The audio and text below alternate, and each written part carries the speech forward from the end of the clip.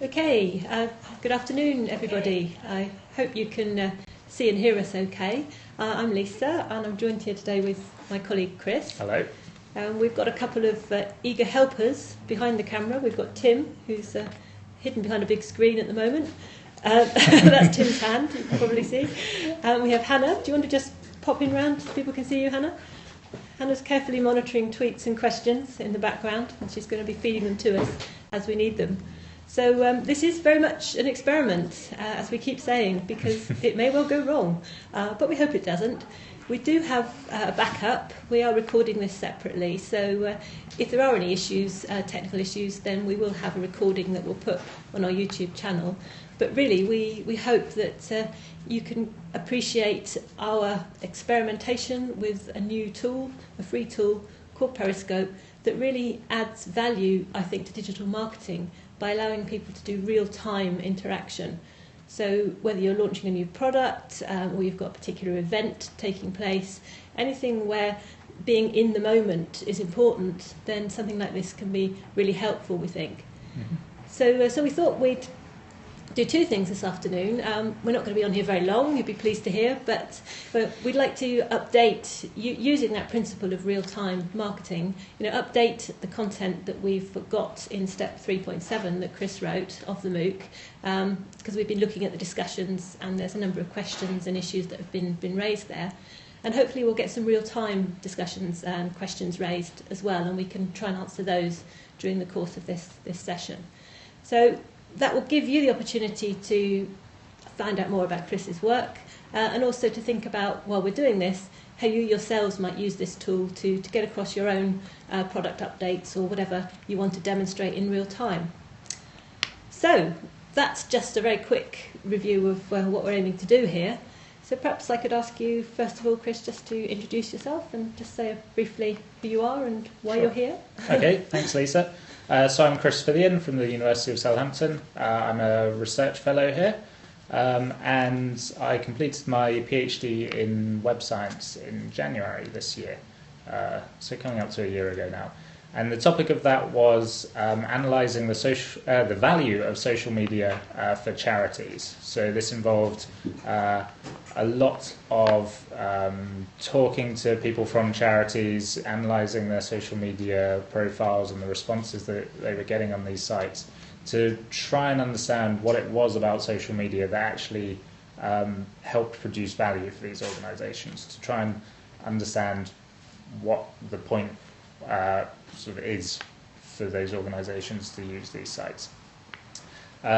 So I did a number of studies around this. I looked mainly at Facebook and Twitter as they were the two big ones at the time, but who knows, in a few years' time maybe it will be Periscope. That'll be the one. Periscope and Instagram the ones that would be the ones to study. So that's a quick overview of what I was doing. I was going to say that if anyone has any questions about what I'm saying, then do throw them in on Periscope, and hopefully we'll pick them up and be able to answer. Answer some of them anyway, in case unless we're inundated with 50,000 questions, but hopefully we'll get some. Great. So perhaps we could start off then just with a very easy question. Why should charities be using social media? Why is it good for them? Yeah. So obviously, many social media sites are free to use from a monetary sense anyway. You need to invest a bit of time, but other than that, you can set your profile up, you can send out messages as much as you like for very little cost. And this makes them a very attractive offering for a charity when they're probably working with a limited budget, especially for marketing. So this lets them get a message out, and the audience on social media sites is massive. So I think there's something in the news today about Facebook having 1 billion daily users, Wow. which is phenomenal. If you think that is your potential reach, if you get something, obviously you're not going to get all 1 billion people, but if you can get just a small percentage of that through a viral campaign or something, then you're on to a winner. And they're very quick. If you do get something that is quite shareable and quite engaging, then you can very quickly disseminate that message through the network to reach a lot of people. So whether it's through retweeting or likes and shares, you can disseminate your message through that network and make a lot of people aware about a particular cause or a particular campaign that you're running in a very rapid way. So I think there's a good range of advantages for them, and it comes down to this ability to cheaply and quickly get hold of people's attention in a way which means they're doing something that they already want to be doing. So people are already going to Facebook to look at pictures of the people's cats or whatever. And so if in between all these pictures they see a message from your charity saying please donate money to save cats, this is going to help because you're getting sort of in the way of what they want to do, but in a nice way. Yeah, and of course these charities can not just put out an appeal in writing, but they can include video clips, pictures, etc. To tell the story, as we've been discussing in this MOOC about the value of storytelling, definitely, and how that can help to raise funds. Yeah, and you can build up a sort of personal level of engagement with your audience by putting out this rich media that people can really sort of feel attached to. Okay. So Chris has basically been looking through the discussions in relating to his step in the MOOC, which is 3.7. We've pulled out a few comments that people have made about the material. So we just thought we would go through a few of those comments now, just to give you a bit of an update. So the first one that Chris came across was a comment from someone called Laura in the FutureLearn platform. And she said that the whole issue of retweeting, how can you tell, for example, if you've got a load of retweets, what is the actual value of that? Does it matter who's retweeting your stuff?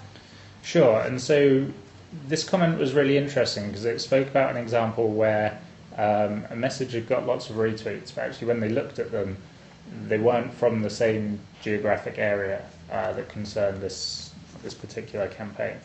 And this just really emphasises the point that and it's something I spoke about in the step, that the numbers can be misleading, and it's very easy with the amount of data that is available through the web and through digital technologies to get sort of carried away by that data and be able to say, we've got so much of this, we can provide numbers to back up everything.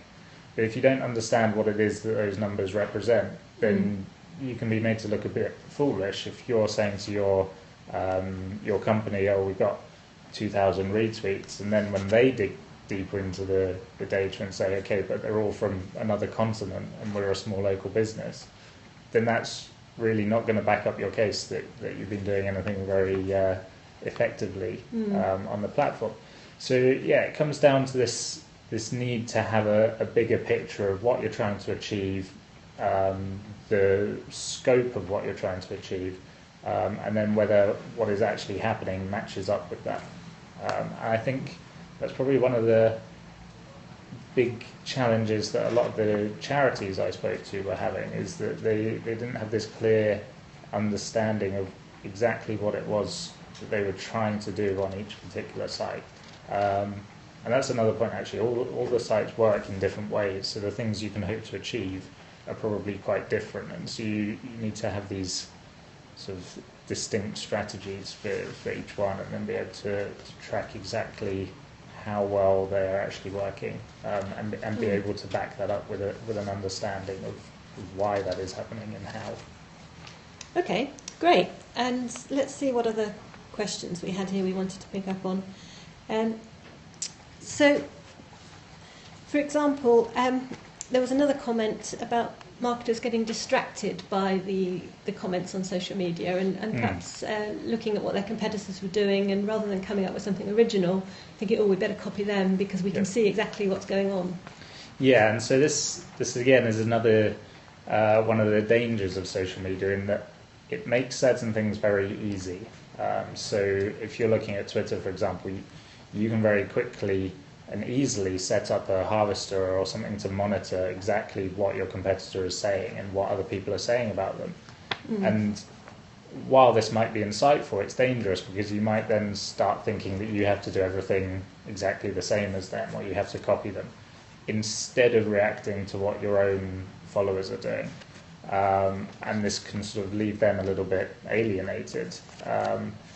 what I found with a lot of charities is that the supporters they have on social media already had some kind of connection with that charity beforehand. That was the reason they chose to follow them.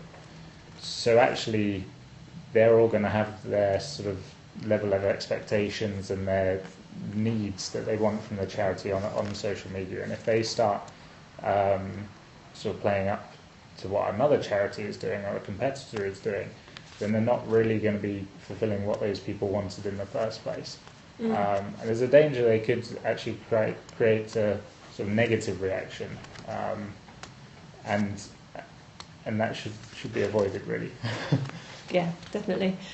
Okay, and the final question we picked up ahead of time was to do with this thorny issue of the relationship between sales and social media activity. You know, how can you actually tell whether you're making a sale or not?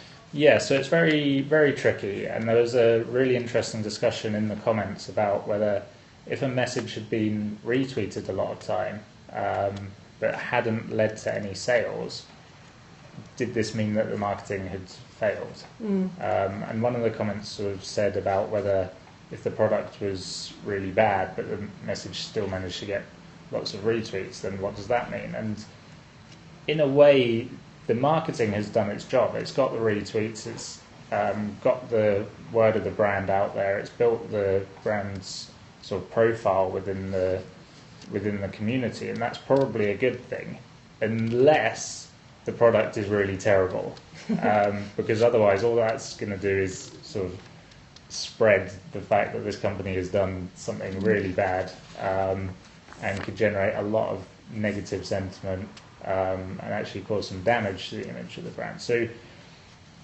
yeah, I mean, if it's a good product, then okay, people have just chosen not to buy it, but there's sort of a lot of enthusiasm about it and continuing discussion that could then lead on to other people being convinced to buy, then that seems like the marketing has been, it's had a positive effect.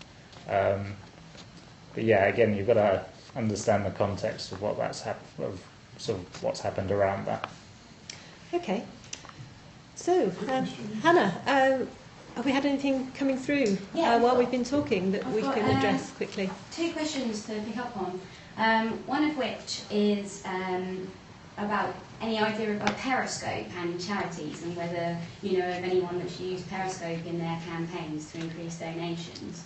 The other question we have is, do you think it's more difficult to track spontaneous support-driven comments on social media taking place in youth-zone communities?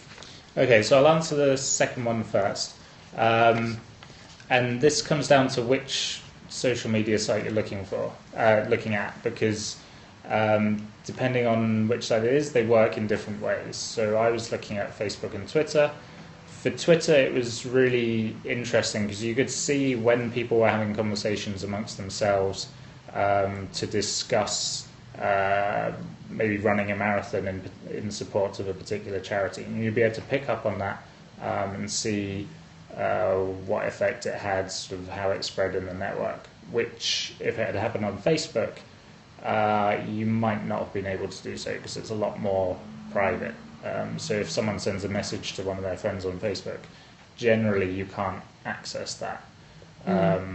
Whereas on Twitter, the standard is that most messages are public, so you can get hold of them and find out how many of these conversations are actually happening. So, yeah, it depends on which network you're looking at for that sort of thing, but it can be done, and it is quite insightful. So some of the work I did revealed some quite nice findings on Twitter for that. For the first question about Periscope using charities. I can answer that one actually. Okay, if you can't sure, think of go any. ahead. Don't forget, Periscope is very new. It's only been going for a few months. So the Students' Union here at Southampton actually use Periscope. They were telling me this just by coincidence this morning. They use it at events to record what's going on behind the scenes. Okay. So that's kind of providing an added value to something that the audience would normally only see from one perspective. So I think we're pretty much out of time, guys. I'm getting nods and panicky expressions from behind the camera. That's 5 minutes more. So just to sum up then, with a few thank yous. As we said at the beginning, we've got Tim behind the camera. Do you want to come round and wave? Yeah, sure. And say hello. And Hannah, we didn't see you when you asked the question, so come round. Hello there. Hello. Thanks, everyone. Great getting your comments. Yeah. Really good. Thanks for the feedback. Yeah, we've only heard the two so far. We'll hear the others afterwards. We'd also like to thank very quickly Inga Newburn out in Australia and her team on the Survive Your PhD MOOC, because they've inspired us to do this. They've been using Periscope for their course, and they've also been very useful with some practical help in how we should actually set it up and get it going. So thank you to all you guys. So I think we're done. We'll sign off, and we can obviously follow up afterwards with any tweets